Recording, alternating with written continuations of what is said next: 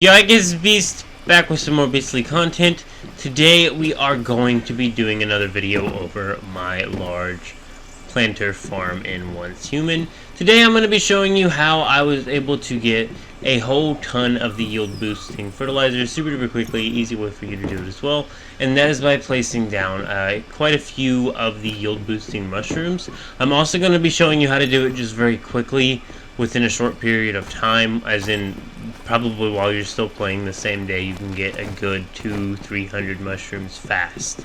So we're going to be filling this entire planting area up here with mushrooms, but first we're going to be harvesting all of these contaminated berries right here. So we have 187 of the berries themselves, and we got some deviated mushrooms there, as well as 144 mushrooms, or something like that. We ended up with 144. We'll catch the next one. 196, 122 mushrooms. That was using like half of the big one. Actually, it was a good portion of the big one. But regardless, we have harvested all of those now, and we're going to go ahead and take a look and see. As you can see here, that set us well over 200 mushrooms, and as long as you can either do a large-scale growth boost mushroom, which growth boost fertilizer is literally just apples. In the previous video I showed you a really easy way of just getting a ton of apples. Super easy. There's just a teleport tower with apple trees growing nearby. You can cut them down and change worlds over and over and over and get yourself like hundreds of apples so quickly. You'll get so much of that stuff. So what we're doing here now is just making copper because, well, why not? But what I want to cover on this video is mainly just the yield boosting fertilizer. We're going to be planting all yield boosting fertilizer on the contaminated berries. I want to see how much we're getting, because what that was not full yield boost fertilizer. That was the contaminated berry harvest for when you're using the breeding boost to get more seeds. As you can see, we have 192 of the contaminated berry seeds now. And we also see we can now make the improved compound fertilizer. Now, I'm not sure on if this is actually going to yield out very well. So it increases the crop mutation rate and yield, but will slow down growth, which is fine by me. But, you know, I did it on mushrooms, and I'm wondering if I'm even going to get enough mushrooms back to compensate for spending the improved compound to begin with. Because if I do, then it should be replenishable by itself, and that should be great. But if I don't, then I might have to use Buzzy Bees to get my mushrooms to deviate a little more often. But and I do have a Buzzy Bee, I just don't have him. Actually, I think I have two now. But yeah, I should probably go ahead and start using him so I can get the deviated mushrooms. But we actually are going to be placing mushrooms in the growth one right now, because we're going to actually be able to harvest this at the end of the video, and this is recorded the same day. And we're going to be using the growth ones, but we're also going to be planting down 5 of the compound. This is the first time actually using the compound fertilizer for me. I want to see how many mushrooms I'm going to be getting back. If it's 9 mushrooms per plant, then it will create 3 fertilizer per 1 fertilizer used. But if it's only 3 mushrooms, then it's going to be literally just replacing what was spent to make it. So really makes it like, that's not worth it at all. Then definitely don't use it on mushrooms if that's the case, but we will see in a little bit. So as you can see here, this is how our acid does. We collected like 60 on each or 30 on each or something like that. As you can see in the contaminated farm, it's just now starting to get going. This is like day 1 or 2 of a full contaminated plantage. But as you can see here, we're doing mushrooms now, and now we're going to do growth boost, and we're actually just going to fill this entire thing right here with growth boost mushrooms. And we will have to adjust the lights here at the end once we are done planting all these growth boost mushrooms. But the good thing is, it's like the only crop you actually have to change the lighting for is the contaminated berries. Being that we grow a lot of contaminated berries, that's kind of an issue, but you know. I like to use this silo for like other plants, and then I use my greenhouse sort of thing for the contaminated berries. And I've seen some people say that, like, why don't you just build a 3x3 and keep building up? Well, yeah, you can do that technically, but I don't like the look of that, and I like the design of this a lot more. And I think it's about design more for me, for why I built the greenhouse and this. I wanted something that looked like a greenhouse. It sounded pretty nice for a farm. And then also this, I just really like the design. I wanted to test out the blocks I was using. So yeah, you can do a 3x3 and just keep going up, but forget that. That just sounds annoying, and I don't want to be walking up the stairs. And I think it's easier to crop, plant, and like harvest on these, especially when you're doing all fertilizers. maybe if you're using grow streams to plant, but then you're missing out on all fertilizer benefits. And fertilizer benefits are not something to forget about.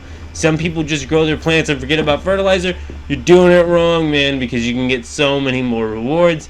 Take way less time to grow things like mushrooms. Like I said, we're going to be harvesting all of these mushrooms inside of this video, and you're going to see another 200 plus mushrooms literally within, I think it was like a 2-hour period, but I harvested them a little late, but it may have been 3, but regardless, it's a 6-hour timer normally, and I do believe it cuts the timer into a third, just on all the things it seems to do that. That just seems to be how everything goes, is by threes. So if that's the case, it should only take 2 hours for mushrooms to grow with the growth boost fertilizer and proper irrigation and lighting. Having both of those, you're not going to slow down growth time, you're going to have a good growth time, and you'll have the best yields there. So this is growth boost. This is for fast mushrooms. Yield boost is something for if you're wanting to, like, contaminated berries already take 12 hours anyway. You're gonna have to do that overnight anyway. If you're not using yield boost on those and you have a ton of seeds, you're messing up. Now, you do want to be using breeding boost on your contaminated berry seeds first to be getting a ton of them, but you can kind of cycle in and out of it because there is still a chance of seeds dropping from harvesting these sort of plants. And as long as you have at least like 50, planting 50 breeding boost contaminated seeds, and you're going to be good to go. Once again, you'll have 150 seeds super duper easily. That's what my main building is for, is breeding. This is for a yield boost. So this is the first time I've actually done a full fill of this greenhouse with nothing but yield boosted contaminated berries. So I am really ready to collect in the morning and see if maybe I can get like 800 or something contaminated berries in one single harvest. That would be very nice. I want to do a full yield boost with every single facility, but I'm needing other materials, and I think I've already shown where we were planting down Morels.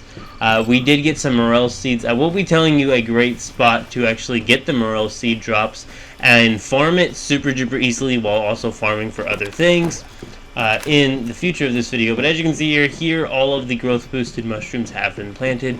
Now about the only thing to do is to wait for the harvest. Also, we're going to go ahead and check out over here. As you can see here, there's 20 more of the yield boost. We were able to make 87 of those out of the mushrooms that we had. And I've shown in previous videos just going to the tall grass inn and farming the crops behind the sandwich shop over and over and over, switching worlds over and over. Do that every single time you need fertilizer, and I need to do a run shortly now, actually. So yeah, that's what I'll be doing after this video.